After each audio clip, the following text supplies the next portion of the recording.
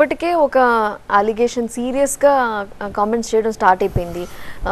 BRS government ఉన్నప్పుడు అసలు current కోతలు అనేది మేము ఎక్స్పీరియన్స్ చేయలేదు, వాటర్ ప్రాబ్లం చూడలేదు, కానీ ఇప్పుడు అది ఆల్రెడీ స్టార్ట్ అయిపోయింది అనే ఫీలింగ్ జనాల్లోకి ఎందుకు వచ్చింది అనుకుంటున్నారు? దీన్ని ఎందుకు కాలాన్ని కూడా కాంగ్రెస్ నడిపి తీరుగుంటే బాగుంటుండే. టైం మెషిన్ కూడా కాంగ్రెస్ పార్టీ, ఎందుకంటే చెప్పి ఎన్నో వాటిలో చెప్పి నాకు కూడా చెప్పడానికి బోర్గా ఉంది.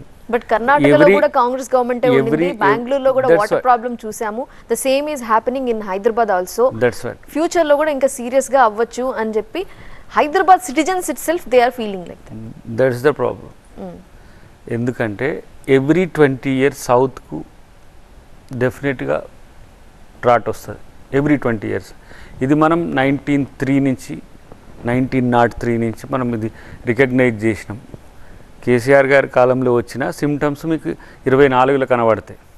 ఎవ్రీ 20 years మీరు చూడండి, హిస్టరీ మీరు రికార్డు తిరిగి వేసి చూస్తే 23, 43, 63, 83, 2003, 2023 ఇట్స్ ఒక పీరియడ్, టైం పీరియడ్.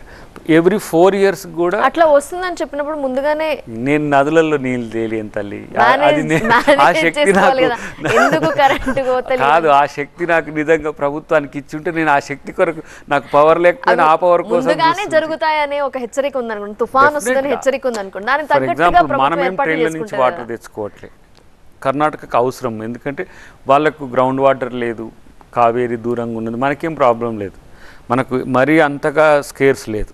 బట్ నేనేమంటున్నా అంటే కరువు ఏదో కాంగ్రెస్ తెచ్చినట్టు మాట్లాడుతుంటే నాకు అది హాస్యాస్పదం అనిపించి చెప్పిన, అంతే తప్పితే కరువులో ప్రజలు సమస్యల్లో ఉన్న వాటిని కూడా సీరియస్గా అడ్రస్ చేసి ఒకానొక దశలో ఐ థాట్ 2003 ఆ ప్రాంతంలో గొడ్లకు గ్రాసం లేకపోయినా సరే ప్రభుత్వమే సప్లై చేసిన చరిత్ర చూసినాం.